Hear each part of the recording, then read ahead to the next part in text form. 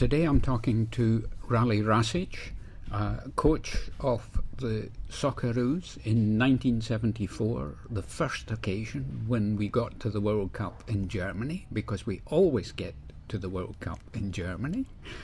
Now a company director and the organiser of a football academy for the Southern Districts of Sydney, among other things. Rale, most interviews I begin by taking people back to the beginning of their life, but since you arrived from Brazil this morning, I want to start at the end. Tell me about Brazil. Why were you there? What was the purpose of the trip, and what did you learn from it? It's a complex issue, Roy. In the first place, I have always had a lot of contacts with Brazilian football, because traditionally two countries of origin, Brazil and old Yugoslavia, Yugoslavs have been called Brazilians of Europe.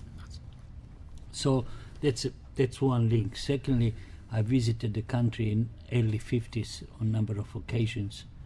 Then unfortunately had one only interview at Rio airport, and I was heading towards Argentina and other two groups to different direction. So ever since I haven't been there. But this time I went towards Sao Paulo and football academy Ole, O-L-E, with yes, small. They're cute, yeah. Yeah, and we met in South Korea, and I was quite proud of the academy, football academy that I have, the way that we are structured and so on. And I was first to show. So when Brazilians came on a stage with absolutely unbelievable private academy setup, which is probably the largest private academy in the world. And that area is called California of Brazil, land and you know, the hills and yes, green area and fruits of Brazil and so on. It's just absolutely fascinating. So we just had many discussions since we met in Korea, how to make this marriage between two academies, because these academies of private nature. Yeah. And so we had, but I never was aware that their academy already, old academy, provides accommodation for 90 players. Really? Provides 5 playing soccer fields of different sizes, provides indoor facilities, provides swimming pool, provides incredible gymnasium, because somehow they are absolutely obsessed by the gym work. And full staff, the kitchen and the staff management, they all live on a property. So I thought that was sort of fascinating part. But what impressed me the most was the social clubs, so-called social club, that they are all over town. And little kids from 4, 5, 6, 7 predominantly play mini football. And while parents and others play volleyball or have something to eat, the kids are playing football with a bit of instructions and just dreaming about becoming Kakas and Ronaldinos and so on and so on. So in traditional British or Scottish style, you mark out an area where the kids are safe and let them play among themselves when they're very young. This is, Roy, that what fascinates you in actual fact. It's so superbly organized, like indoor soccer, yes, with nettings up to 5 to 6 meters, and the ball is always in play. And different age groups, of course, play under different instructions. So that really fascinated me when I saw kids 12 years of age doing with the ball what they can do. It's just absolutely amazing.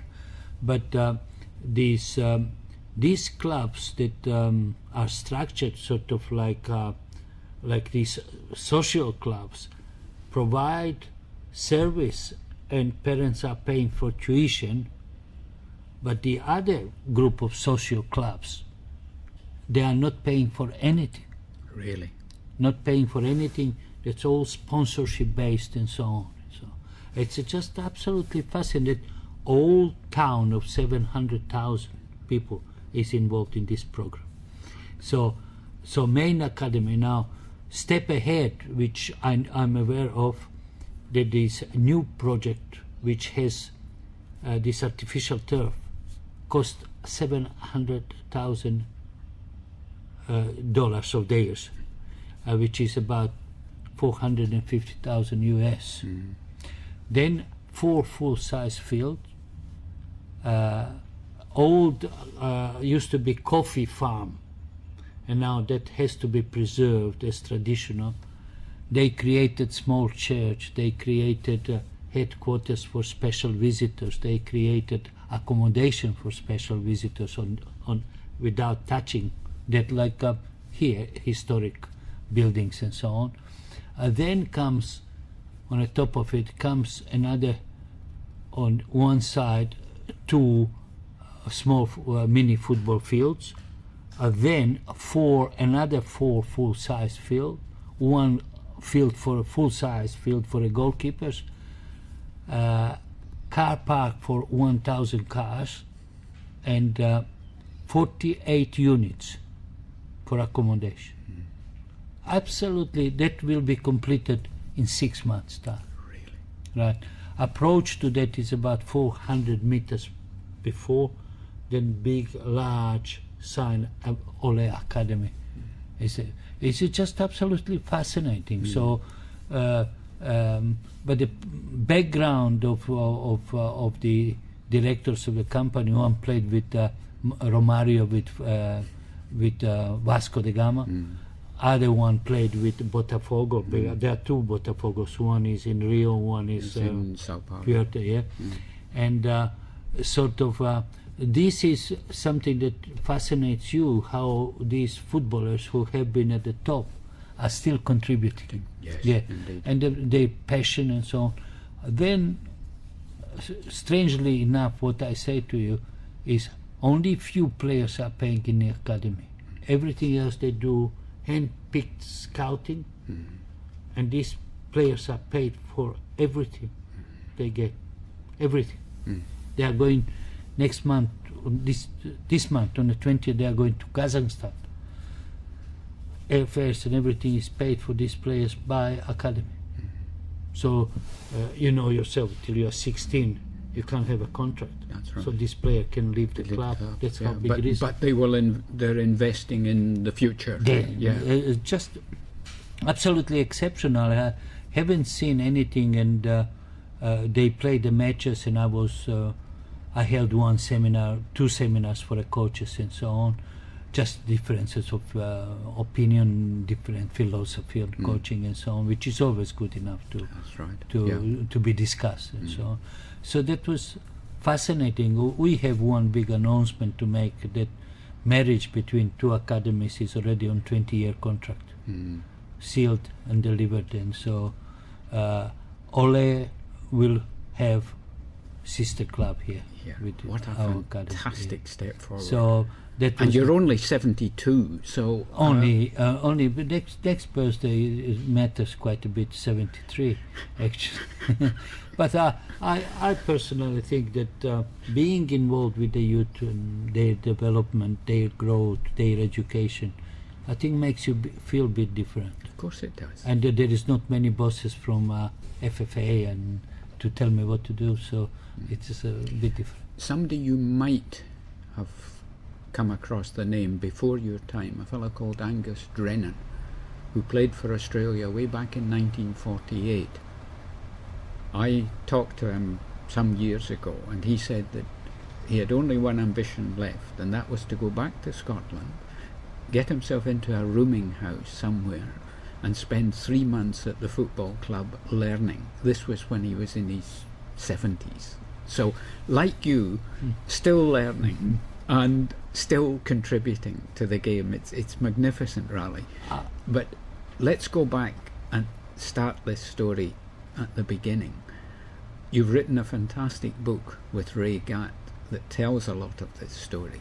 But how do you remember those early days?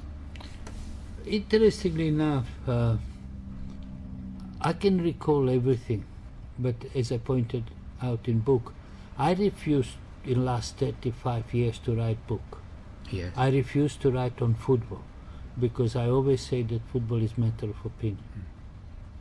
Yes. And nobody knows who is right, who is wrong. You're wrong. Yes, indeed. So the systems are known, tactics are known, coaching exercises are not secret because we can all do. So that was the reason why I always and will always refuse to write the book on that aspect. But I thought that book itself would be inspiration to young generations of Australian footballers, would show them difficulties and challenges that in life you may have in order to succeed. Are they beneficial to you or not? Because today's generations don't go through these aspects, neither did they care when we tell them the story how difficult it was those days, because simply they say, this is the pair of Nike boots I want, or Adidas or Puma or Rale or whatever, and they get it. Yes. Right. I'm not sure in the case of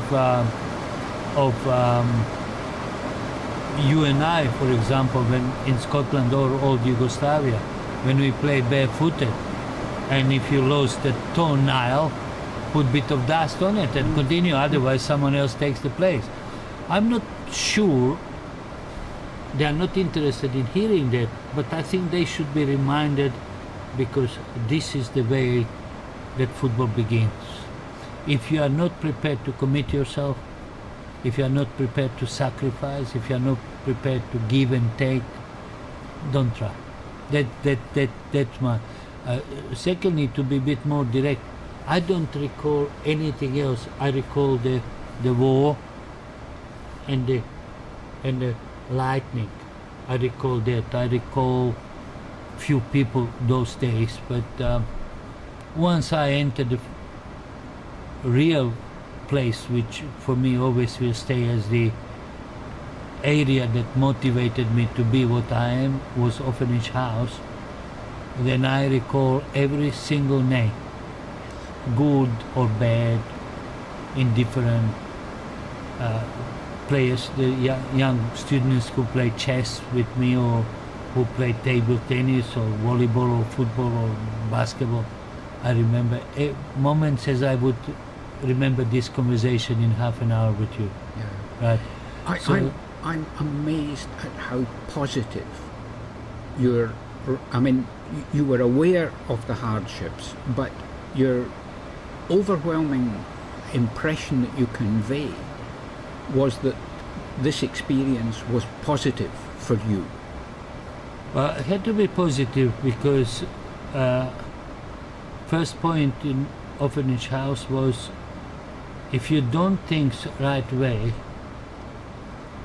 you will be doing them 2, 3 or 4 times, which in football is a repetition is not bad when you do it, right? But in a sense of doing things right way and doing them straight, it's the quickest way to your breakfast, lunch and dinner, right?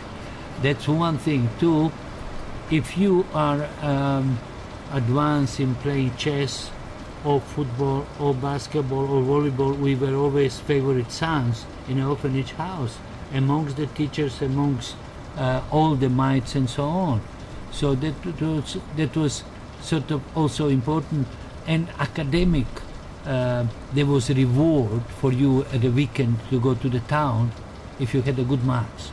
So then poses the question, why would you do second and third and fourth time when you can enjoy your outing with some different people in a town if your marks are up to date and good marks at school? So I always had that positive attitude towards education, and I emphasize that today. It's not football, it's not basketball, it's not Aussie rules, it's not boxing, it's education first, manners second, football sport number 3 and 4. Yes. And we don't have probably success rate and impact on television as footballers as Roger Federer, Tiger Woods and other sports have incredible impact on television, because they indirectly they are number one ambassadors for their countries. That's much right. greater than prime ministers. Absolutely. And the way that young Djokovic speaks about his love and affection for the country and people and so on, it's just absolutely amazing. Yeah, that's beautiful to see. That's right. Yeah. Yeah. I think it impresses me enormously that you emphasize the importance of character in all aspects of life, in playing soccer, in football, in education, and in life in general. And you've said that that's what you look for. You take the technical ability almost for granted. It's the character that you look for. I think that is one that will get you over cross line. That one is which will get you. That would be the difference between two individuals. How often did we have someone who is so extremely talented? We are still talking about these talented players who never played big game. We are still talking about those so-called talented players. Then you have less talented, super intelligent, smart, respectful, and they know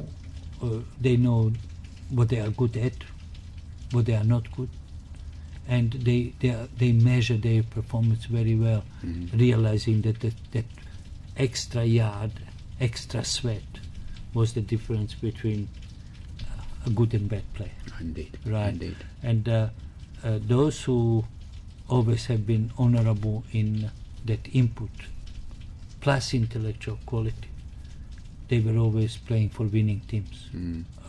You take Roy Keane, you take Graham Souness. There is no way in the world that Graham Souness was as talented as George Best. But in my personal opinion, Graham Souness achieved 10 times more than George Best. When you think about captain of the great, most successful club in Europe, captain of Scotland when Scotland was not pushover, when you think about him at 39 years of age having a serious heart attack on the bench, and challenges that this man has gone through.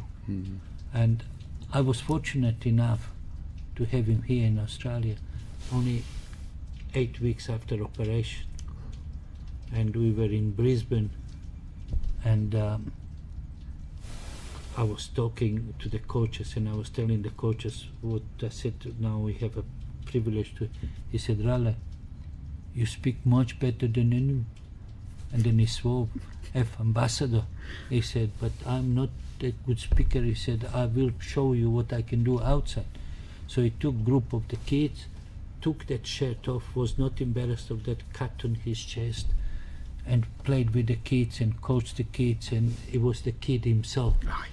And I say this is something that you always have to respect. Or one incident with Kevin Keegan, we had late David Jack was fantastic with the old Sun papers, if you remember. Yeah. And Kevin Keegan came here, and Sun was sponsor of the clinic between Kevin and I. We had over 3,000 applicants. We selected 250, and then we sneaked in another 50 because we felt sorry for the kids. Kevin that day had exclusive interview with ABC, and ABC lined up there, put the cameras and everything around 2 o'clock, and we started about 9 o'clock at Arlington Oval. And but we just didn't even reach half of what we are doing, because we had 16 groups going around the field, and Kevin stood at the last group. So ABC people quite arrogantly, abruptly walk towards Kevin and say, "We are ready." He said, "Yes." When last kid here kicks the ball with me, I will be ready too. That was 10-6 when we finished, and ABC went home long time earlier. Yeah. And so that is the professional commitment by a person who knew that these boys wanted to kick once the ball with Kevin Keegan, Yes. absolutely. And yeah. so that is the difference between someone who came here, and I'm not trying to use the word cheat, wouldn't give that satisfaction right, to the yeah. kids, or John Deans, Dixie. I'm impressed and amazed and delighted about your high opinion of John Deans. I mean, I saw him play with Celtic over several seasons before we came to Australia, and I always thought in footballing terms he was about as honest as you could get for somebody who played up front and took a lot of hard knocks. Dixie played in 5 years in Celtic and scored 125 goals. That itself tells the story. Dixie, I learned something from him as a coach. I learned something from Roberto Vieri, because Dixie and Roberto Vieri played on a much higher level than footballers in Australia, including me. Right. Once we were arguing that Dixie was caught in offside too often. He said, how often the ball comes towards corner flag, then is kicked back. He said, I can't be in offside. But his thinking was much too quick for us before we arrived to the corner flag to cross the ball, so he gets caught. Yeah. But then we discussed, I said, John, why don't you get the ball and you stick the ball for someone to the corner flag, then you follow up. And that's how we changed that perception. Right. Right. Yeah. Roberto Vieri, when I said to him, I said, Roberto, fisicamenta today, physical preparation. He said, che physical? What physical preparation? He said, I die if I run. So I said, Roberto, what do you think? 3 players versus 3 tomorrow, just half an hour. Fantastic. I made the field 40 meters by 20, 2 small goals, 3v3. It was 1.5 hours. After midnight, I received a call from his wife, Natalie. She said, Roberto is calling you bastard. He said, because he's having cramps. Right? Because I gave him something that he loved. That was the ball. Yes. And he wasn't aware that he was doing all the exercises you wanted him to do in that. Yeah. But with these people like Dixie and Roberto, needs a coach who is above in terms of intelligence to realize what will excite and interest these people who have go through 1 war, 2 wars, 3 wars, or 20 wars in their footballing career. Yes. What would be to their interest? And new and stretch them. Yeah. Both of them gave us, to me, absolutely unbelievable service. When we beat Heidelberg in Melbourne 8-1, and Heidelberg had Jeff Oliver, Jim Tansey, Provan, Macmillan, Jimmy Campbell, Gary Cole, Peyton, Jamie. I mean, what else you want? Right. One Australian team here, one day, half-time 5-0. No. Yeah. So what Vieri did that day, that Peter Shan just went past Jim Tansey, and Jim Tansey never see Peter. Just cut back 1-0, cut back 1-2, cut back 3.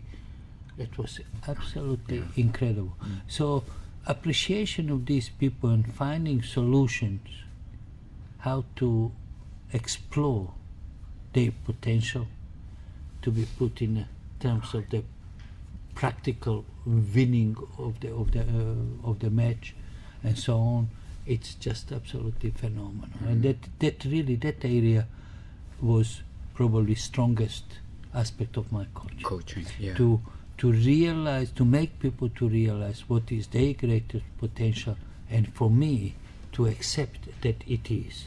Yes. Because you have to be absolutely convinced that this is what you are looking for. And I think in terms of great Peter Wilson, for example, Peter Wilson had most incredible ability to read the game and to know how the coach thinks than any other player I ever coached. He had that. He was so simplistic. He never complicated. He couldn't dribble. He couldn't do many other things. Well, what the hell of the organizer and what the hell of the leader. What the honest commitment that the man made and sacrificed and gave every atom of energy that he had.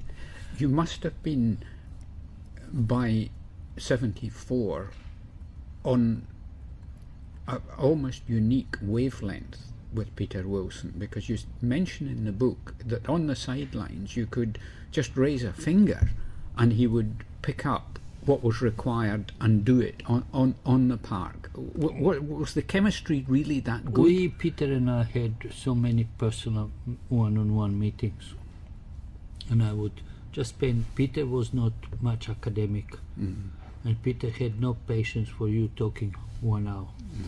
So I make sure that I get him for 10 minutes, and I talk. I have already points written, and do you understand that? Do you understand that? This signal, this, that. When we are in this predicament, we are leading 1-0, look at me. When we are not under pressure, look. When we are under pressure, look. How other players react. Why Karan wants always to attack. Dougie is so talented. Dougie wants to attack, and and so on. And Ray Richards had to be sometimes told, and whatever was combination. And we would analyze every aspect of the game. So I said to him, the most important when we are under pressure, just glance.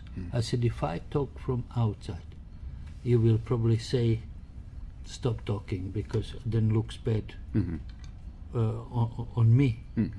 Secondly, I said, how often would you hear what I'm saying? Never.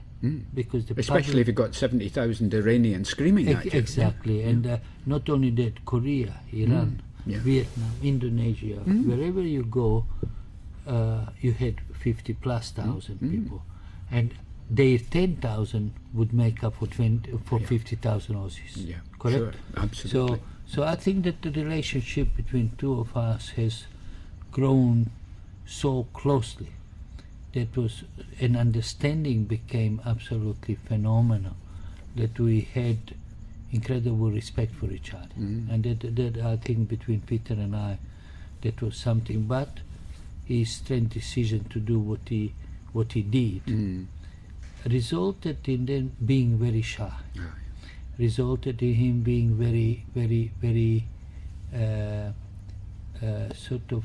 That he did not deliver to his players what he said that Arthur George agreed. That he did not fulfill that promise that was made to the players after the meeting. You will get this, and that. And then I think the last straw was Apia's case. When he took over under difficult circumstances, they won the cup, 83, and was told, he said, what do you want? We don't have money. I say, if you don't have money, I don't kick the ball again. And he didn't. Absolutely. So, he was a man of principle. And most interesting situation was the battle between Arthur George and I over that issue.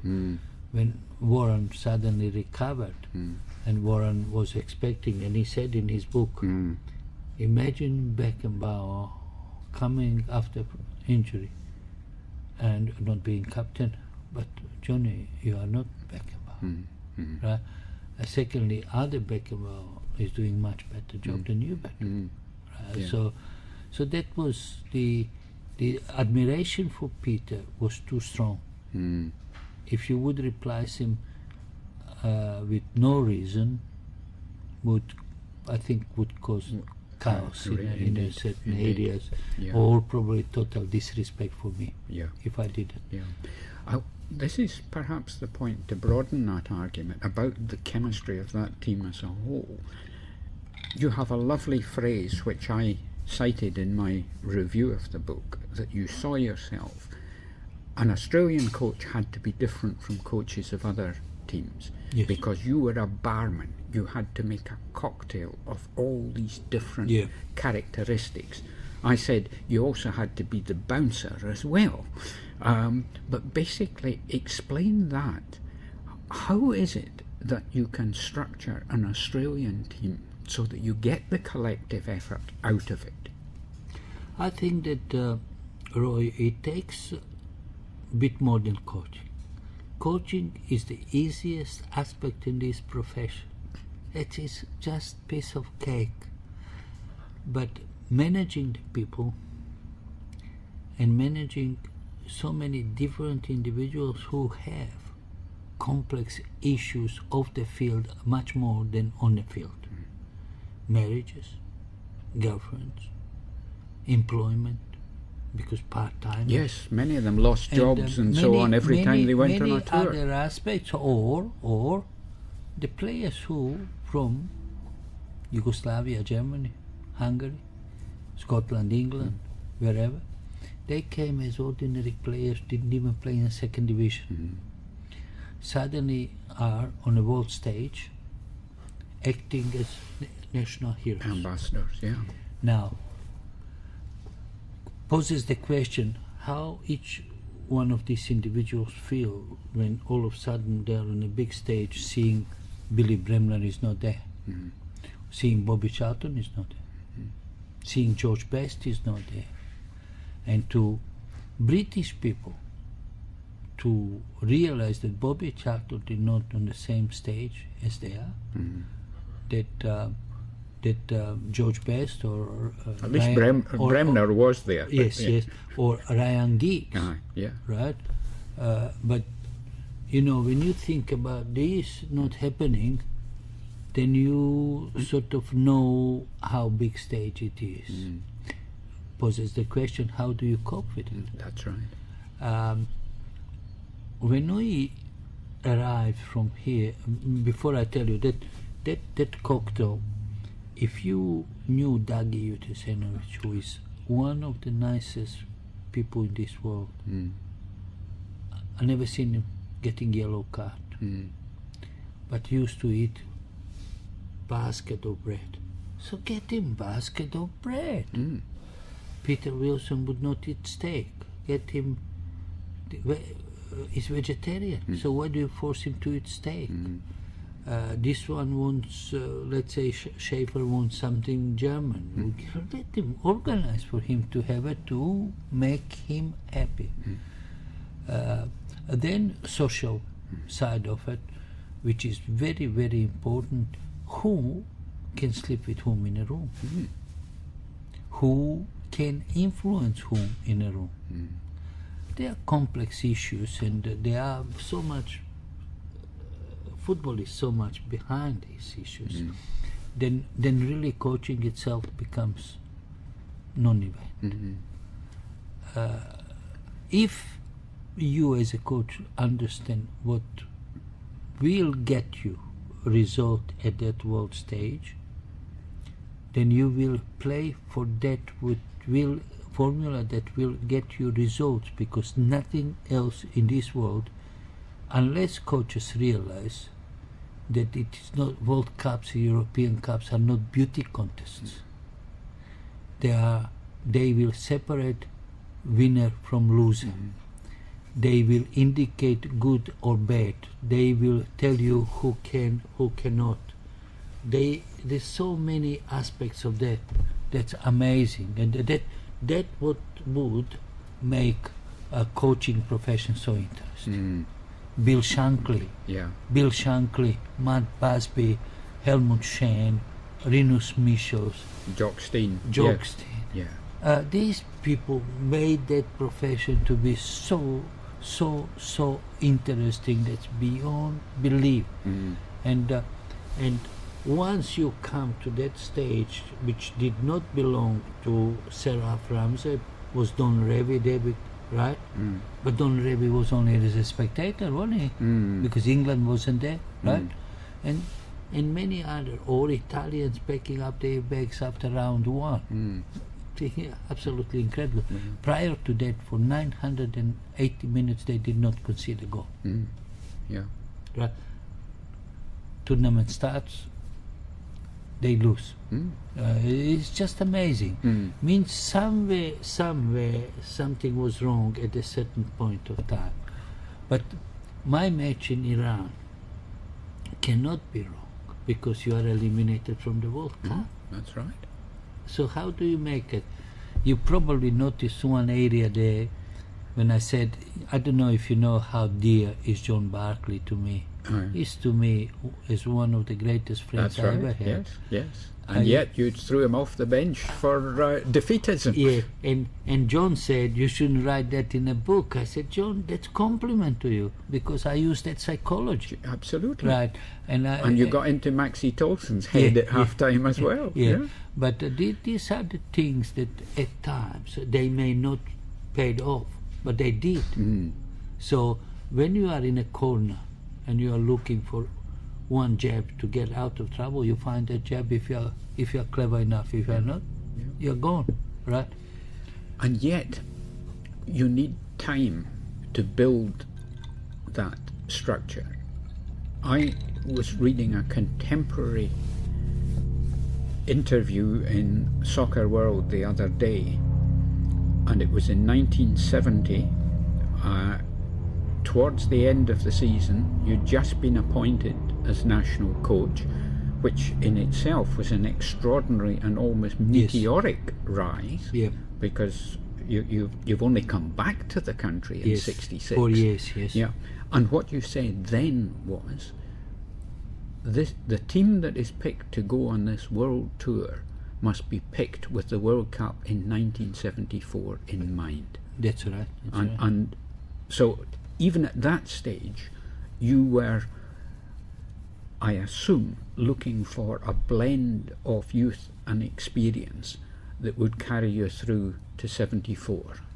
Every minute of that relates to sound decision.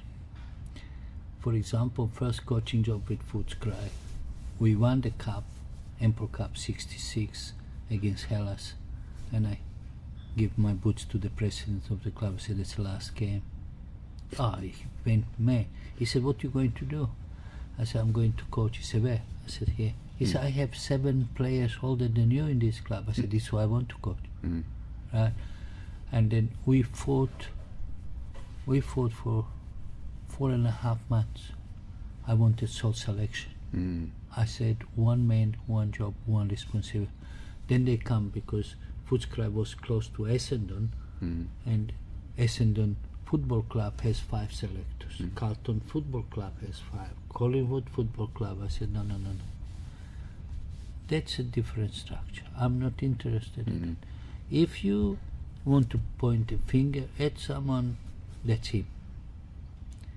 If you have to be big enough to say congratulations, that's him, not 5. And the same structure, we fought for that structure at Footscray for 7 weeks and they kept losing. Then at the end they said, we stop losing, give him a job, sole select. I implemented exactly the same scheme with Arthur George without him knowing. We set these selectors. And never ever, Roy, irrespective what you do, you and I cannot handle the same job with the same responsibility. Correct. Somewhere, sometimes, will come moment that one will start to dominate. And I said, do you understand the word assistant? If you don't understand, I will help you. Assistant means person to assist. I said, but do not stay for too long assistant either. Because once you start becoming second, you're second for a life. Right. Yes. Yeah, yeah. So, And for some people that fits, but for others it really but is. I never ever wanted. I never wanted any in school. I never want to be last in a line for a breakfast. I never wanted to be last in a line for volleyball match. I wasn't last. For chess match, I wasn't last. I was always amongst the first. Right. So if that is in your nature, take it and take it on the chin and take it with good and bad. Yeah. But just remember this, that you as a leader, your eyes, your one-on-one time factor is the most important in any human life. That's right. I do not believe in a team meetings. Of course, I held many team meetings, tactical, but never ever psychology was discussed between me and a team. It was between me and Peter Wilson, my arm around his shoulders for 2-3 kilometers. Ray Richards, who is extremely emotional person, or Jim Rooney and I, who is today more than brothers, right? I would sort of discuss with Jim many issues regarding Johnny Warren, right? And because for Jimmy to play or John Warren and sort of was this and that, then Jim Mackay, the relationship between two Jims was too close for comfort. Yes. Right. So how much this decision would affect that? Right. So, or you take one Noddy Alston or Oti Abonyi, best play, one of the most complete footballers Australia has ever had, but not so good when you are playing away. So Oti plays at home, someone else plays It's away. away. Yes, good. Right. Yeah. And but of course they did not suit to Oti or someone who is so talented, who is so great. I think that the leadership qualities are not made up. They are even, you have it or you don't have it. That's right. Yeah. They are inborn or they are not. You can develop them, but you can, but you're still not a true leader if you're developing, that's right. because you're copying someone when you're developing. Yeah. So what did that 1970 tour was? What did that teach you as a coach? Crystallize many issues. Crystallize first the difference between two coaches, Joe Vlasic, whom I respected myself personally as a father figure. Under no circumstances, and I made clear in the first meeting, I'm not uncle to anybody. Well, yeah. Right? That was. Secondly, I said, one of you tries ever to do something behind my back, you will succeed. But once I find out, you just goodbye. Because I studied what Joe did, and he knew about some cases, and he opted not to tell. And I said, there's no such thing. That for that tour, Abonyi, Barts couldn't go, so gave opportunity to other few players. Ray Richards and Alston came with flying colours to that tour. Of course, both of them were in a previous team, but you are with a squad, not in a team. But that gave opportunity. Then eliminated many players who were just if and buts. Eliminated. They were not national team material that I wanted. Right. And I would write letter to them and just say this decision may be temporary. It's up to you to challenge and so on. Yeah. Then acceptance of climatic conditions, food, water, drink, climate, this and that was evident. Harry Williams was shown not 19 years of age, not ready for for something like that. And so good for experience and Yeah. so on. Harry, the story, of course, and I've talked to Harry about this, he's the first Aboriginal player to play for Australia. But I said, Harry, the remarkable thing is not that you're the first Aboriginal player, but you're probably the first and only Australian player who's ever played about 6 games for the first team and been selected to go on an Australian tour at that point. Why did you put Harry in at all? Harry was amazing because I was appointed St. George coach, That's right. and long before my appointment I was appointed. They couldn't announce that I was taking over from Arok. Frank, yeah. Yeah, and then I studied Harry because Arok and I were talking quite a bit about it, and Frank, to his credit, was much different man. We studied at the same university and we knew each other absolutely superb. And Frank, in last years of his life here in Australia, wasn't the same Frank, because Frank as a young man was very enthusiastic and very intelligent. Certain things that Frank did in the last years of his stay in Australia were not characteristic of Frank Carroll. Right. I'm not saying No. one word about. On the other hand, Frank always had a soft spot for young players, and I respected what he was saying to me about Harry. So that was the opportunity in a large squad to groom somebody, Yeah. and Harry was not mistake, definitely. And, unfortunately for him, Cole Curran was just absolute champion, absolute champion. People that with that height and a chest built like a bulldozer, and a 2-footed shot, which is from sometimes 25-30 meters unstoppable. Ability to attack and defend, ability to sing the song in the times of difficulty and so on, and be one of the boys. That created him sort of like, and very popular with that clan of Rooney and Mackay. Yeah. And that started to establish itself, Richards, Rooney, Mackay, and then Dougie Curran was forming one understanding, and you could see on outer how that was functioning. Yeah. Was that part of the reason too why another very bright young St George boy, Georgie Harris, didn't make it?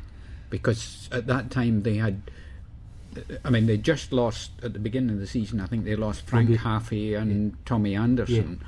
And by the end of the season, Frank had probably 2 of the youngest fullbacks in the league playing for him, in Georgie and Harry. Yeah, he did, but it was George was extremely enthusiastic, didn't have great knowledge of the game at the top. He was a good marker of the man, but sometimes marking the man, it's very simplistic. You have to mark and unmark. Yes. And then you must know how to explore the space from behind. So that was shaping up into that triangle between, don't forget this, that in the most critical circumstances we lost one of the great footballers, Bobby Hogg. Yes, true. Right? And so Bobby Hogg, Harry Williams, Cole Curran, Dougie Utteson, where would you place George Harris? Yeah, true. Yeah. Because all of these 4 players were absolute masters of skill. All 4. Yeah. And George... But just below that. Yes. Yeah. So... Understood. Yeah. And George, to his credit, has played many great games, including against Santos and so on. But when you have a player of Dougie Utteson ability, you are better for 1 goal on attack, not defense. That's right. Yeah. Yeah. So that and Dougie's background was known to me very much, and Dougie's Dougie's international experience was another big factor in these circumstances. So that completely with Dougie has given us a fantastic space on the flank, which was sort of like for a passive winger. And if Dougie crossed 5 balls, I guarantee you there were 2 goal scoring chances. Yes. Right. Yeah. So George could not cross. Right, and George is a very nice person, good character, well educated, and later on he understood that, and we still have great relationship.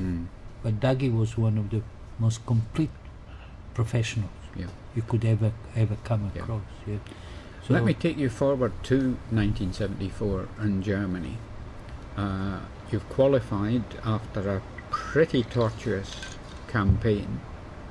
You get there. How do you reflect on the German experience in 1974 now? Which German? There were 2. One was more hell than the other. First instance is I wasn't so much about 2 Germanys in Chile. Mind you, Chile was just as good team. Absolutely, a fantastic team. But what was, I went from Israel, and Les Scheinflung was in charge, and I went to Leipzig to see England versus East Germany. I traveled with English team, with Joe Mercer and his team, in a bus, 110,000 spectators. And we came back to the hotel, it was 1-0. And Joe Mercer said something absolutely remarkable. He said, if they had another 10 minutes, would be 5. He said, we lost our legs. That was to me first signal. I said to Joe later on, I said, what do you think? For Englishmen to say to me what he said, pack that defense up, son, and hope for the best. Joe Mercer to say that to me. Yeah. So what do you say then? Secondly, I knew that as much as Germans were so strongly focused, because East Germany at that time has not lost, I think, on 15 or 18 occasions in Europe. They were called robots of Europe. That point, breaking point, big stage will cause certain problems. Irrespective how big you are, and sometimes that pumping up can cause quite few considerable problems. And I tell you that match could be anybody's game till that dreadful goal in the 59th minute, absolute unbelievable, naive. And Corcoran was that much from clear. Then second one came natural because the strike hit something that I clapped him from the bench. It's just, you know. So in the World Cup, when you lose 2-0, then you can't say much, but it was honourable result against the machine. And against all expectations. Yes. Because other thing was, we lived a bit in a cramp. I think that we arrived to the stadium against West Germany hour and a half before the game, and I thought it was sufficient. Germans were coming from the warm-up. Already did our training in a warm-up, then they have a match. Just like a machine. And but then Jimmy Rooney was a bit guilty. The ball went from Jimmy's foot towards Overat when Overat slammed it 1-0. It's an incredible shot. We were a bit naive. We never ever in any match in 4 years considered 2 goals headers. Never ever in any match in my 4 years of coaching, we considered Germany's third goal, smallest player on the field. Gerd Müller scored the header, right? Yeah. And second goal was Coleman who scored the header. We never ever considered it, never. And I said to Peter Wilson, we must provide challenge in the front and challenge from In the behind. back, yeah, Right. sure, yeah. And I said we go always into sandwich, always sandwich. Player cannot score, but that happened that night. Then Ulster was in the second half 1-on-1 with Sepp Meyer. Yeah. Aboni hit the post, and anything. But my sort of thinking at that point of time was, don't upset Germans too much because they can come back at you, right? Well, that was the Germans' experience in 1960 in the European Cup final when I was there. That Eintracht Frankfurt scored against Real Madrid early on, and that was a bad mistake. Cup 7. Yeah. But then interesting thing there. I sent Eric Waddington to see first match between Chile and East Germany in Berlin, and I'm knowing Eric Waddington is academic, and I'm expecting report. He said, "Oh no, nothing to say, nothing to worry. There are only two big lads at the back.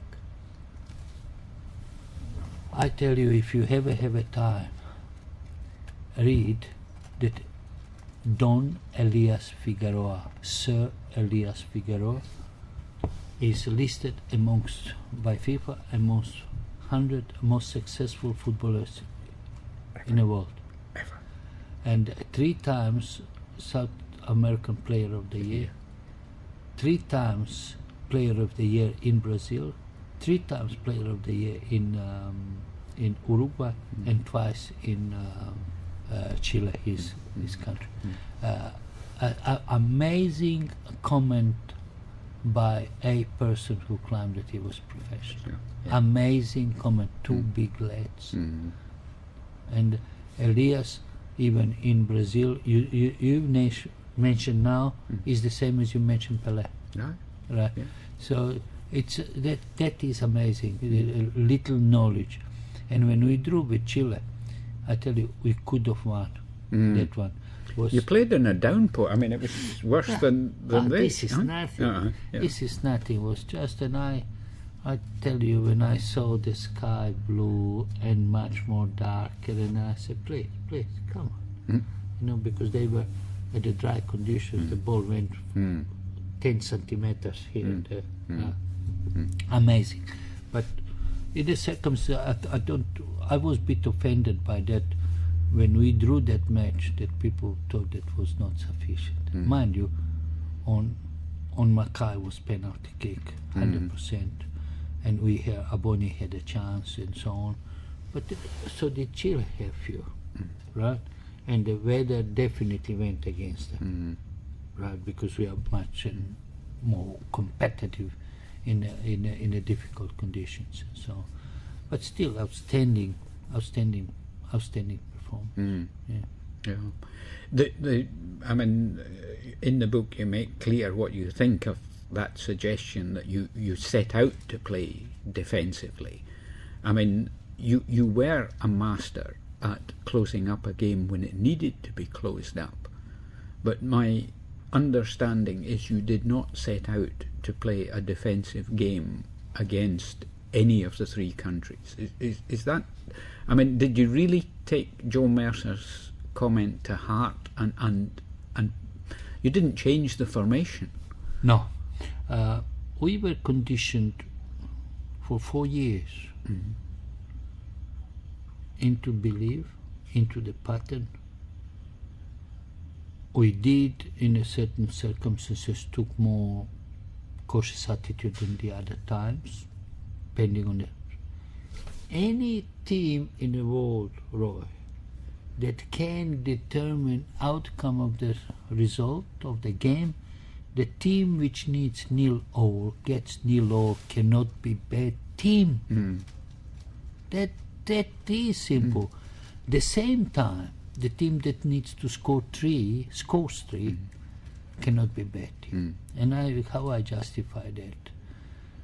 We hammered Iraq here. Till 91 minutes we were leading 3-0.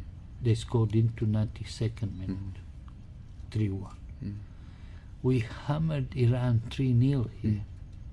And we knew for 60 minutes how to hold 2-0 down, because we were absolutely hammered by 100,000 people plus the team. Yeah. Right?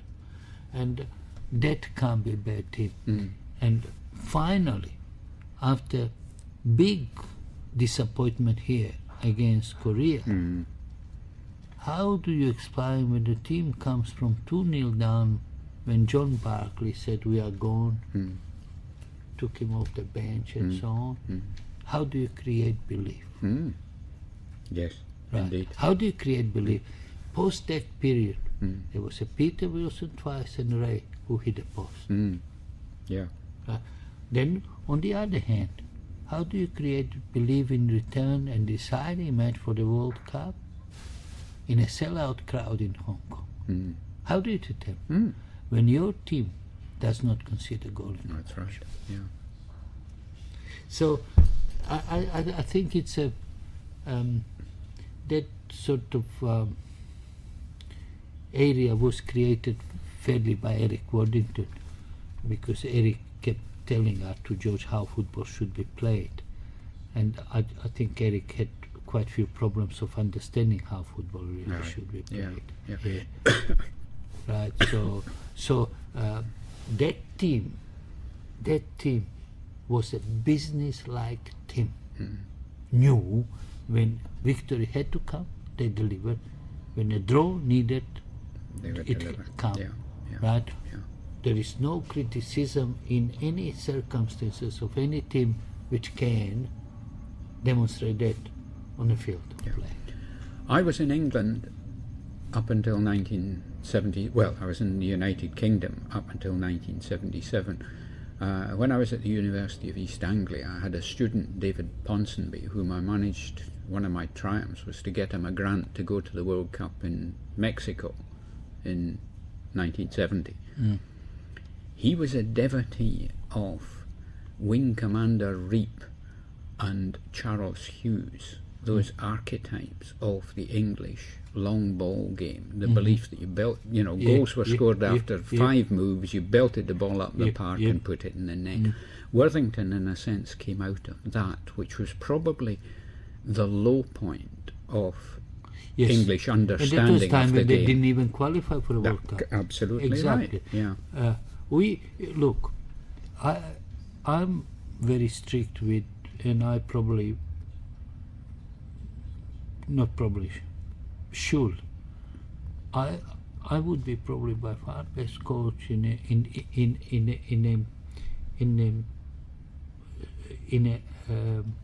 aspects of smallest things that matter, and they can be the difference between winning and losing. How many times did you receive the ball, push left, push right, instead of receive and push, right? Receive and shoot, make decision before the ball arrives, and so on. In that detail, I would be probably even today one of the greatest students ever, because my people like Ray Richards, Jimmy Mackay, Warren, Aboni would practice these moves for 3 hours. Yes. Yeah. 3 hours. We were pinpointing on Dougie Damiran. How many players have to run before Dougie crosses the ball to take opponent with him, and so on. That can't be called defensive football. No. Right? Harry talks about how you used to start with moves and you would walk them through and then gradually build them up to. Look, I was detail coach in that regard, when sometimes you think that you're a national team player, that you shouldn't be doing that, but the proven point that without that we did not achieve result, right? That is what. Then came 32 years for were they good coaches, Rudy? Were they good coaches, Harok? Were they bad coaches? Did they have a bad luck here and there? Did they have a referee? That's not point for discussion. The fact is this, that we spent absolute financial fortune and got a coach who stole the records, right? After me. And that was the greatest slap in the face in any countries. In South America, that Arthur George would be on barbecue after 3 months. Yeah. Yes or no? Yes. Right. So, that was absolute criminal. Of course, criticizing someone for defensive football. I was always taught this. Before I attack your home, I have to secure mine. My forces should not attack your home if you are not sleeping. Right? You follow? Yes. But for me, I have to be organized to make certain that step by step we are marching slowly to occupy your home. And that's exact football philosophy that Secondly, I am, and there's no doubt in the world that I'm absolute greatest admirer of Italian defensive football. By far, no one ever can and never will be compared with it. That's right. But from defensive to attacking, then my team wouldn't score that many goals if they didn't know how to manage this. Yes. We clearly demolished Uruguay here, 2-0 when we lost Rale. Yeah. And that, Roy, if Scotland was going without Dennis Lowe or Bremner to the World Cup 74, morally wouldn't be the same Scotland. would That's it? right. Absolutely. Yeah. We lost parts. Aye. Those- That still, in your estimation, is probably the pivotal loss of a single He player. would against Chile on that day. He would find 3 shots, and no Chilean goalkeeper would ever, when the ball is 2 kilo heavy, And wet and slippery. Yeah. that Barcy wouldn't find the net. Secondly, against East Germany, when we had quite a good. You see, what I did against, this is what some people who are outside factors, I always knew how to narrow the field space. I dropped to the certain point, and I have always 11 players, marking 3.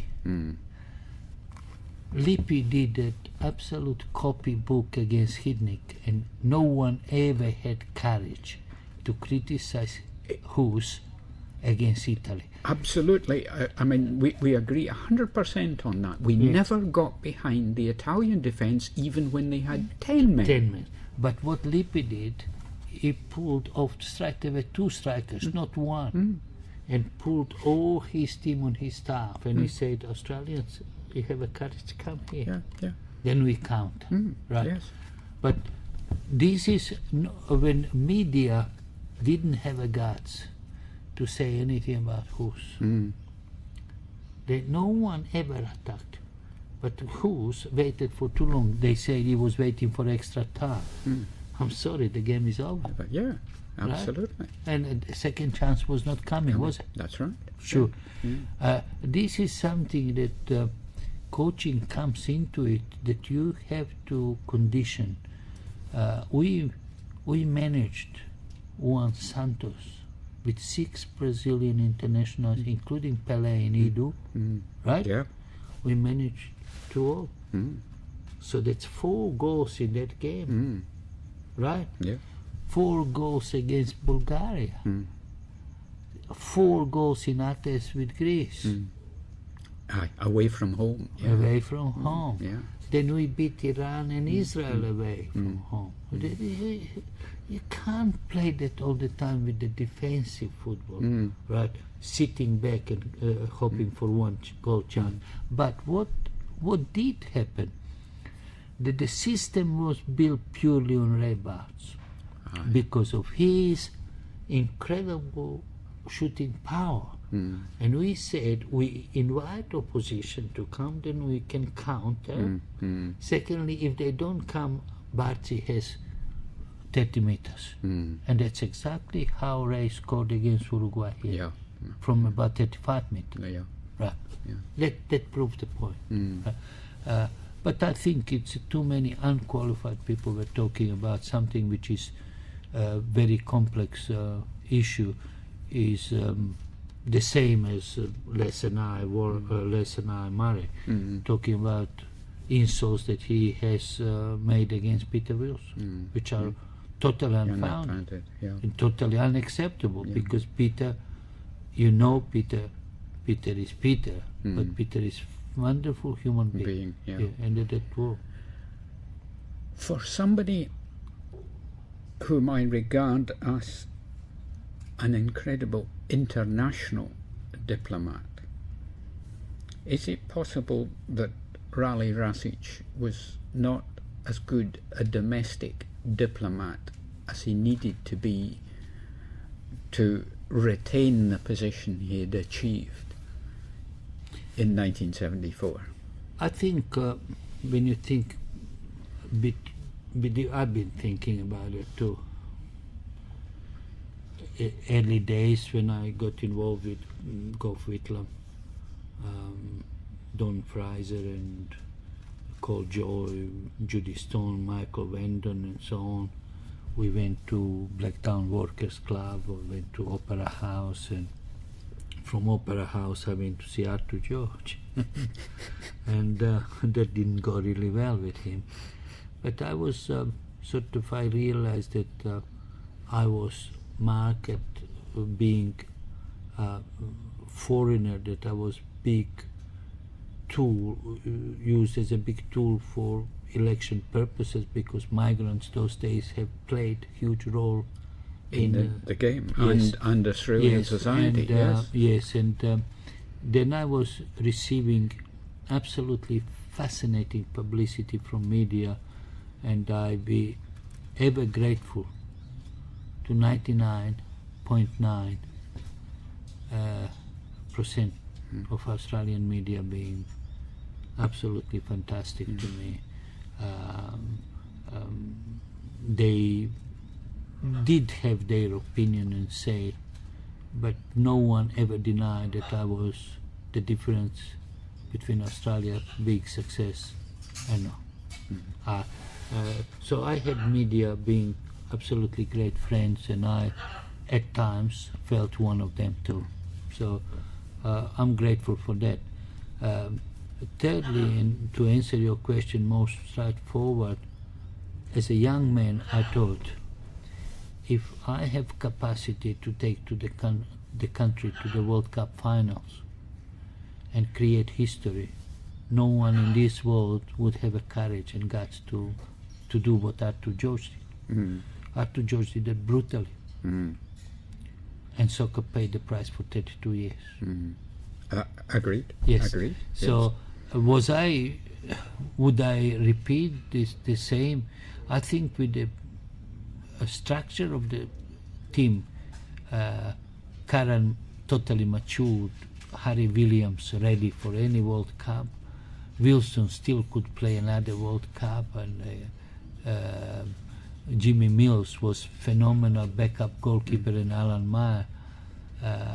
Rooney could play another World Cup, which he did, and Mackay could play another World Cup. I guarantee that if I stayed.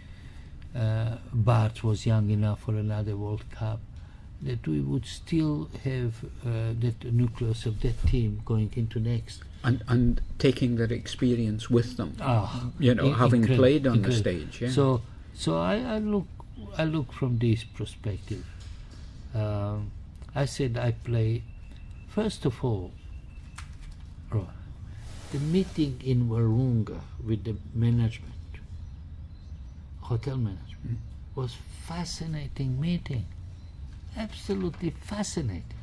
I go there, and this is husband and wife Aussies. They hardly understood what I was saying.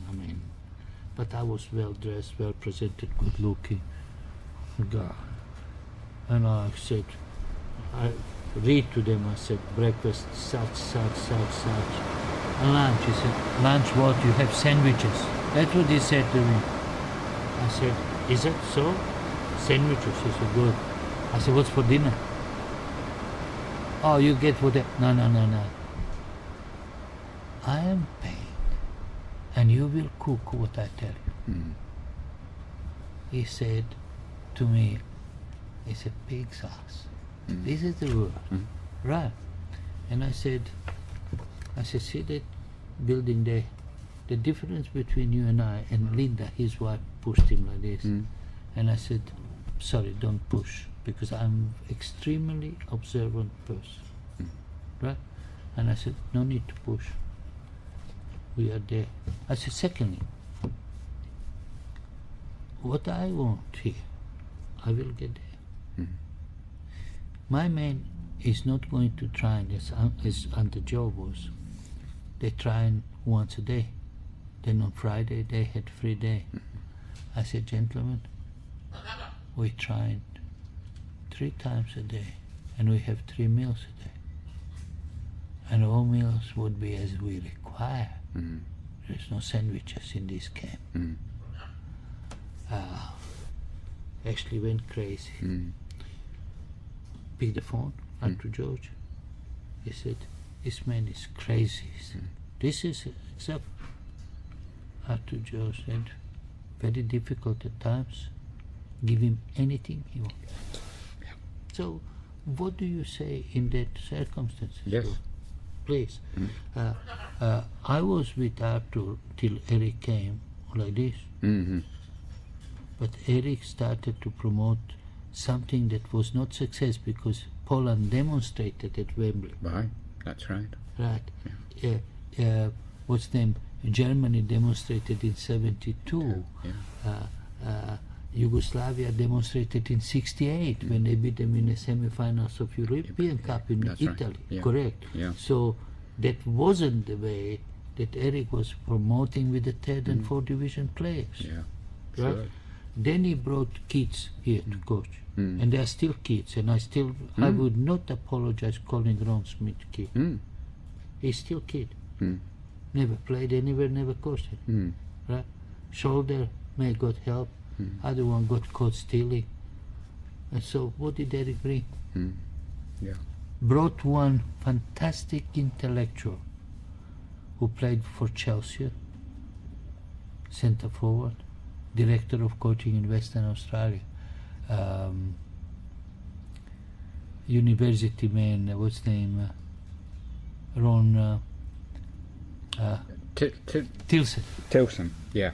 Tilson. Yeah. Not Tilson. Tilson. Tilson.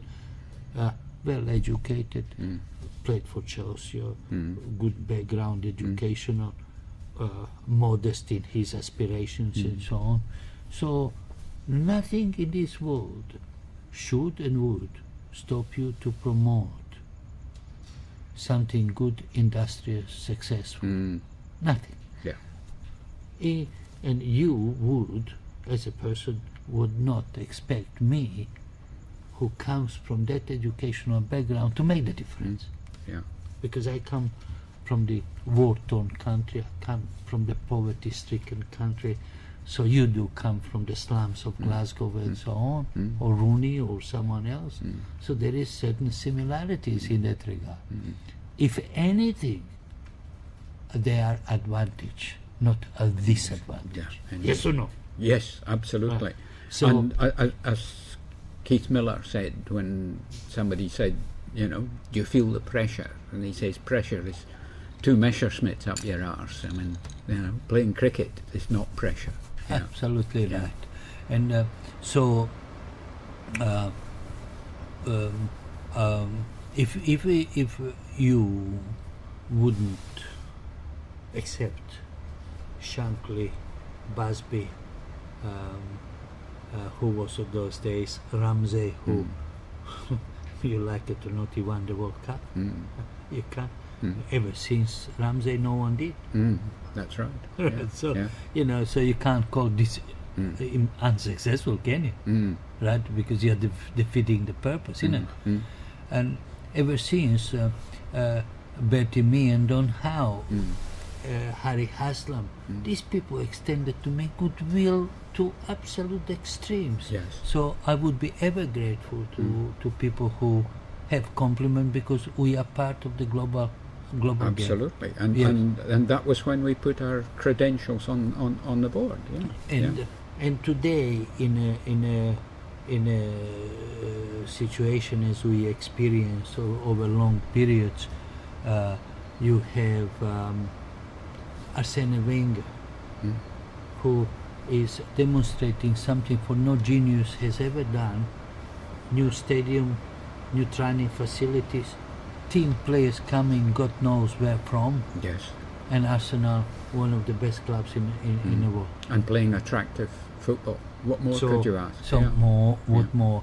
So in that circumstances, we must appreciate contribution that people have made, irrespective where they come from. Yes, indeed. Like, or Alex Ferguson. A lot of people talk, but no one in this world can deny commitment of that man to that club. No one. That he had courage and guts to say Beckham out, Nistelrooy, Keane out, Yeah, but he stayed. yeah, Correct. yeah. So I think that is the stupidity. This is where I disagree with Johnny Warren and Craig Foster when they come and say English when they were attacking Terry Butcher. All right, Terry Butcher was the right choice. But why would you put in your mouth every day Terry Butcher's name? I mean, Unfortunately, he's David Burley's assistant with Scotland just now. So, but let's say this: he played for England 89 times. He can't be an idiot. no. So, what happened here in Australia? He possible underestimated, probably wasn't prepared. I think all that is true. Yeah. So it all probably was coming on holiday, right? Yeah. And this is where you don't respect him for it, because you are on a big wicket, right? Yeah. But no need to criticize if you cannot compliment. But if it was bad game, then you say this is a shocking game. In my opinion, so and so, right? Yeah. I talked to him at one of the press conferences in Melbourne. It was a no-score draw against Victory, and we had 40,000 people there. And I said, look, you've got an audience here who are not your British dyed-in-the-wool club supporters. A lot of these people are new to the game. Don't you see a responsibility to entertain as well as grind out a no-score draw? But that time, I think the writing was on the wall for him, and his view was, well, I've got to get the results. It's But there were too many negatives undermining, and no coach, and I repeat, no coach has handled against Jews better than Terry Butcher, because he got full payment. And I would give him bonus for diplomacy, right? Correct? Did not, till last day of his contract, did not put his foot wrong. Correct? In that area. in that respect. Yes. So from you have to analyze that and be fair. Yeah, indeed. I asked you earlier on about diplomacy, but my estimation of the problem that Australian soccer or Australian football faced in the days when you were coaching was not primarily about personalities as such, but was the structure that was set up during the breakaway years in 58 to 62. Because what you had then was a country which was totally divided on state lines, and the structure reflected that. But in the years that followed very quickly, the emphasis shifted from the states to the national level, first of all with the World Cup and then with the National League. And for that you needed a totally different structure, and we didn't get that until the Crawford Report. So really, it was as much a structural problem as a personality problem in those years. Would you like to reflect on that? I look like this, that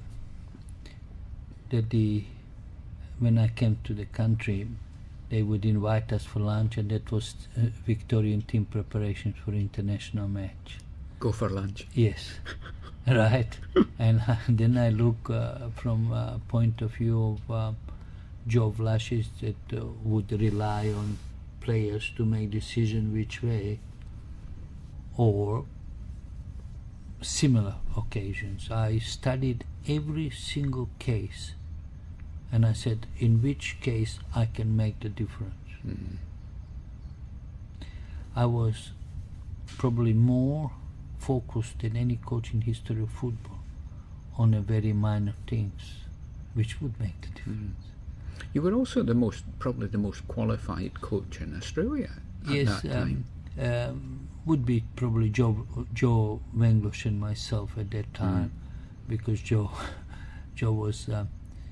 It was said that he couldn't make that to become national coach, that he had to go back to Czechoslovakia.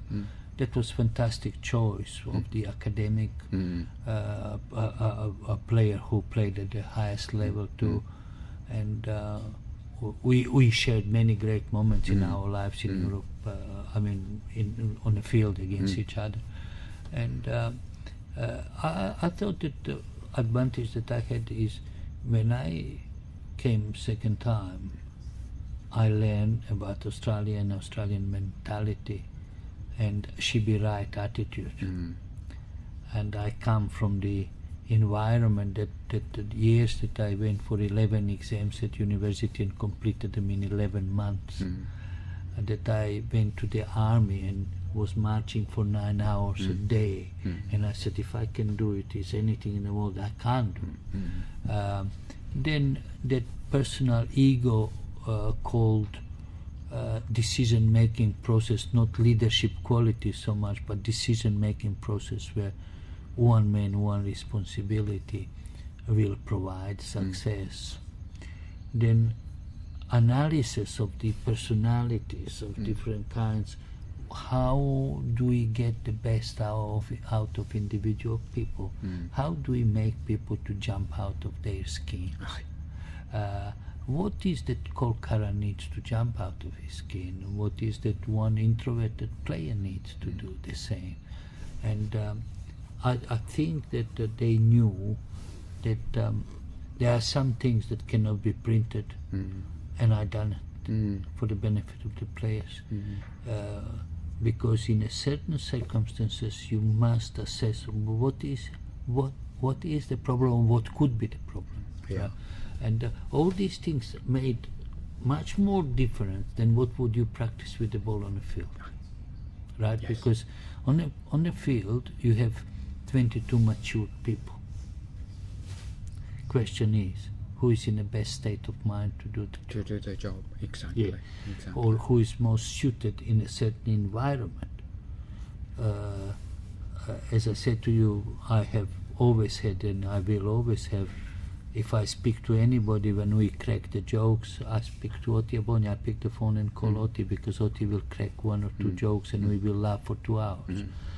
But when decision had to be made in Iran or Korea, I did make it. Yeah, sure. So I had that capacity that, to me, didn't make any difference basis of our relationship on a personal basis when it was question of result.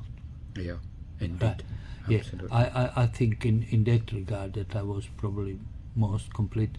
And then probably that academic has helped, because you learn how to treat people and how to make people to feel important and much taller than they are. Yes. And how to make them much smaller. When Cole Curran said, after we drew with Korea here, after Iran, when we went through that absolute storm in front of 80 or 100,000 people,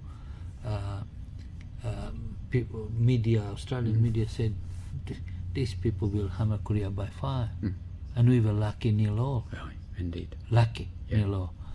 So in that circumstances, I said next day, I gave them day off.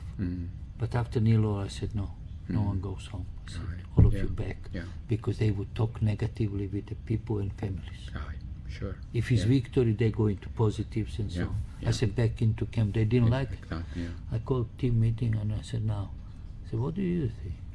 And called Karan, he said, boss, he said, you want me to be honest? I said, yes. He said, I don't like when everybody says that we will beat this. I like that Australian underdog take. I said, I respect your comment. What's your opinion? So we go to training, we play free game and whatever. Yeah. But I select two teams and give jersey number other team, B team, to call Karan. And he goes to John Barkley. He said, boss is very upset. Why did he drop me? Anyway, John Barkley told me that because I conditioned your best informer is doctor and physiotherapist and the team manager. Yeah. And I said to doctor and physiotherapist, I said, every word when you massage, you record and tell. Right. If you don't, you are sacked. That's right. Right? Yeah. But anyway, you'd given Cole what he wanted. He was now the underdog. No, listen this. And he said, boss. And I called him meeting next morning. And I said, you told me that you like to be underdog, didn't you? He said, yes, I did. I said, why did you get shits when you got dropped into second B team? Right? And he said, this man too far. You Absolutely. put him straight to the point that he has no answer. Yeah. And this is every time he's been down, he has few beers, telephone call Kara. Right? Yeah. But once he was down, completely down, because Frank Lowy does this. And I said, Cole, don't worry about Frank Lowy. Forget it. Forget about Frank Lowy. So I took one picture of him like this, developed, put nicely, send registered mine. I said to the champion from the boss, and he put this in a house like Picasso. Yeah. Right. They're small things, Roy. They are. Right. But they are critical. Absolutely. Yeah. So, Bobby Hawke said to me, he said, boss, he said, find me one picture. I don't have one picture in a national jersey.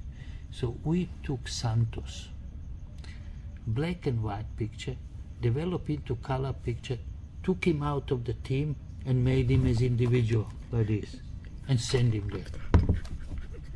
Lovely. Lovely, yes.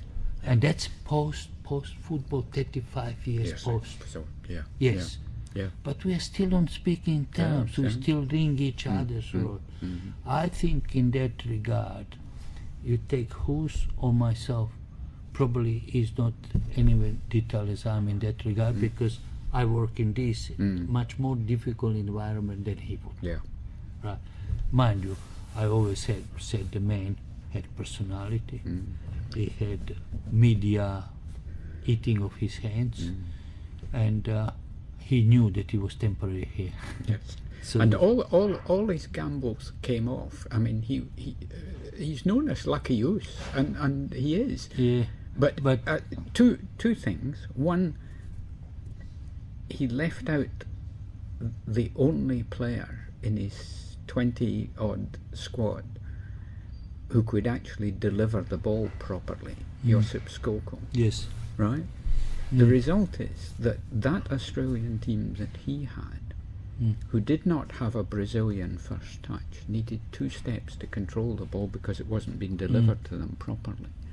By which time, your Brazilians or your Croatians or your Italians have taken it away. absolutely, you know? absolutely, yeah. Whereas if Australians go in to tackle these boys who have the ball under control at the first touch, then you're automatically giving away a free kick. Absolutely. And okay, Luke Wilkshire and some of these other guys, good players, but leave out your one talent of that But kind. he also, against Uruguay, when Popovic got a bit injured, and they say that Popovic, who sensed that something was not workable. No. Popovic complained about injury when Harry came on. Yeah. And Harry miskicks the ball. Popovic was lucky to be on the park because he should have been red carded for the Recoba thing. Yeah. Then you talk about shootout that he was replacing Schwarzer. So with colours. And he admits that. Yeah. Right. He is replacing him with color. Right. So, but on the other hand, the way that man handles the situation, you and I or anybody else in a profession of ours have to admire the man. So I have great admiration for Terry. Mind you, I think he was naive at 2-0. Terry Venables. Right. But I still have great admiration for him. But he was out-coached that night. He was outsmarted totally, as Hoos was outsmarted by Lippi. Right. Absolutely. And that never was mentioned in the media. Never, ever. But these are the components that sort of make one man. I mean, you and I, talking in this country, after 35 years, right? After 35 years, we are talking 37 years, you're talking to me means that I play important role in that football. Right. And you are talking to me because you think that something that we are talking is important. Absolutely. But you're not talking to other coaches. So there are two people that you would be talking, Hoos and myself. So when you make contribution like this, and you earned public's respect all over continent, mind you, in some cases world, then that was worthwhile. Absolutely. And forget about bitterness, right? Yes. Bitterness could come over Eric Waddington. Eric is dead. That was repeatedly said. Forget about it, and so on. But there are certain things that have never been mentioned that I always applied psychology one-on-one, which requires a lot of time and a lot of research. What do I say? Why I'm taking you for a walk? Yeah. That poses the question. Why I'm taking you for a walk for 2 hours? Or why wouldn't you have a team talk and you say, they say, tough guy, he hit everybody and no one said a word. No, we are looking for better performance. How do we achieve? Yeah. Right. So I'm proud that also education has played bigger role in coaching post that period, because coaches were regarded as good or indifferent players in the past, strong and difficult taskmasters, temporarily successful. I call profession only when you are in it 10, 15, 20, 30 and 40 years. I regard Rinus Michels. I have incredible admiration for Ferguson. Incredible that he survived. Yeah. Because 96, if he lost the game, he was out. That's right. Right. That he had courage to say to Roy Keane and Nisro and Beckham, "No, baby." Then I have incredible respect for Lippi.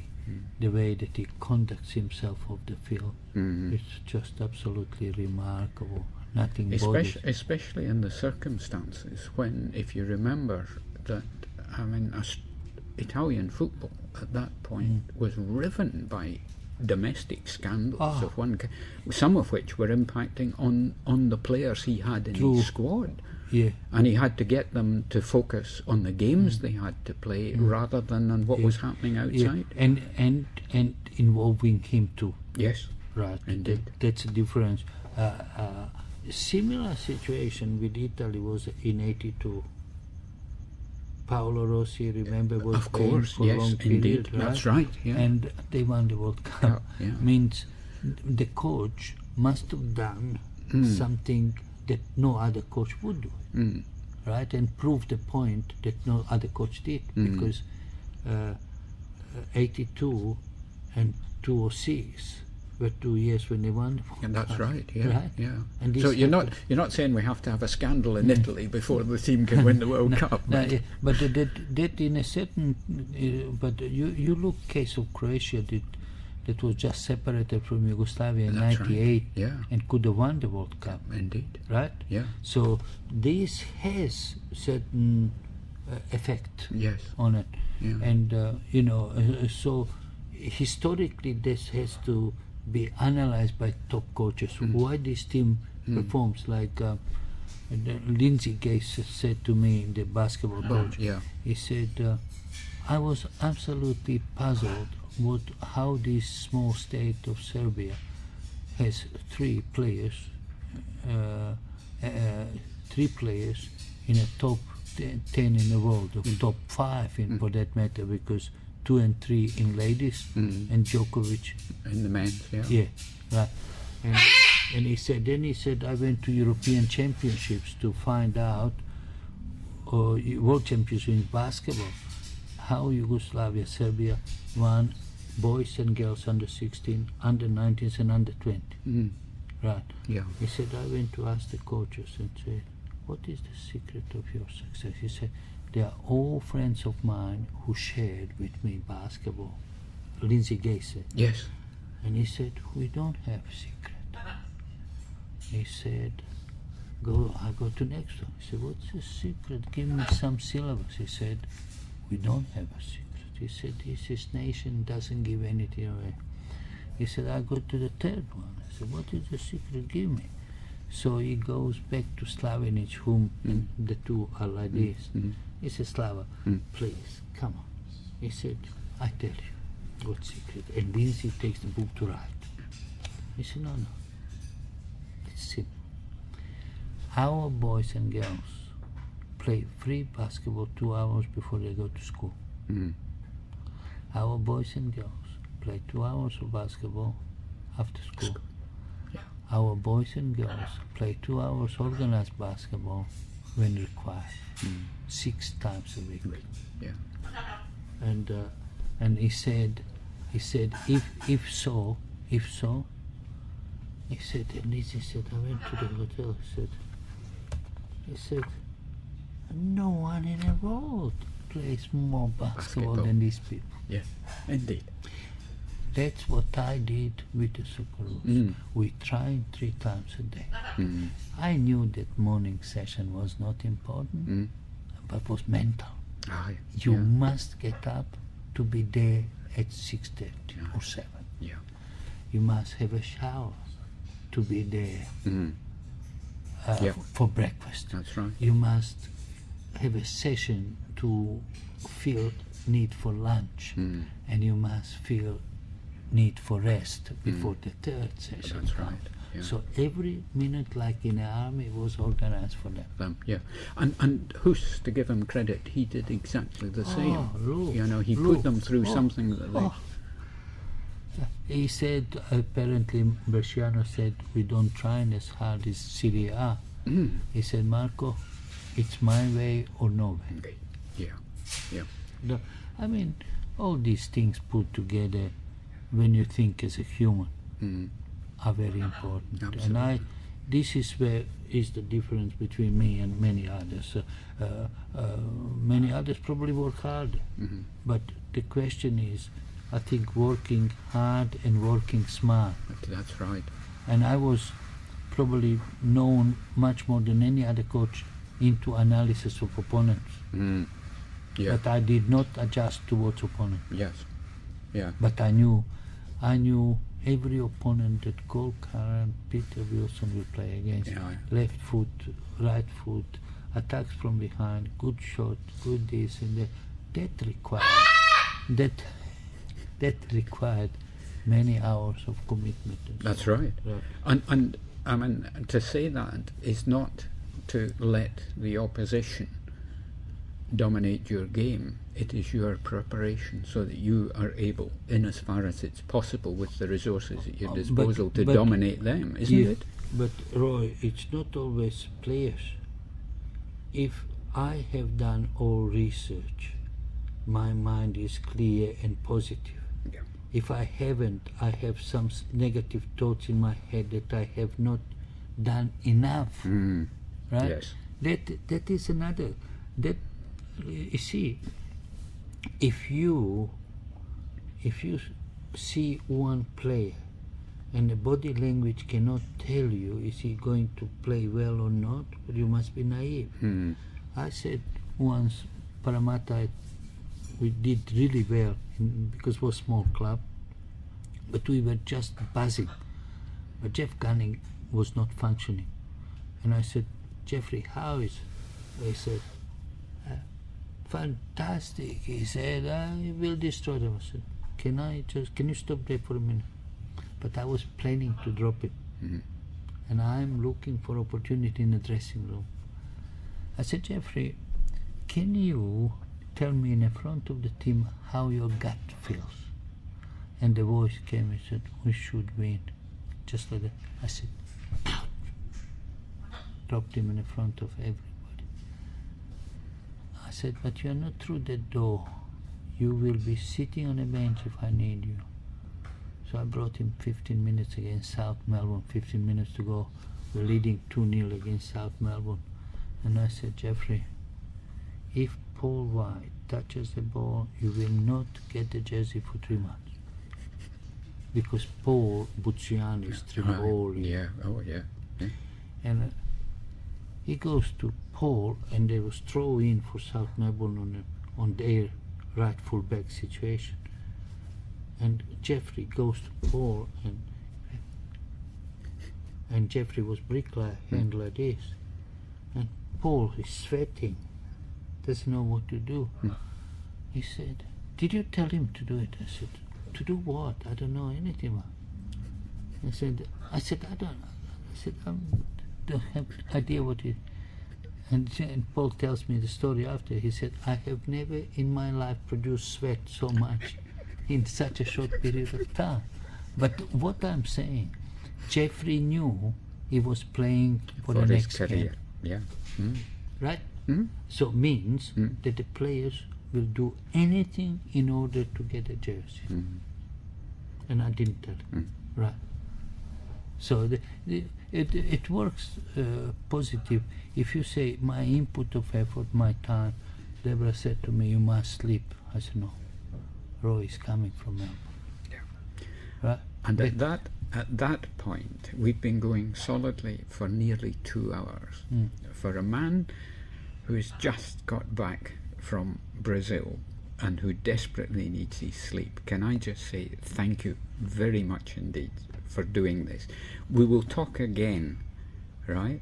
Yeah. I hope, for this project. But in the meantime, I really have to let you off the hook with a quote from Johnny Warren. Right? It was Raleigh's team. Yes. He's not wrong. The teams are built around the coaches. And there are coaches' likes or dislikes in any circumstances. But if the team was successful, I thank him for the compliment. Right. It was mine. It was your team. Yeah. And I, after 37 years, I feel still privileged that these people are still my team. Thank you, Raleigh. Pleasure.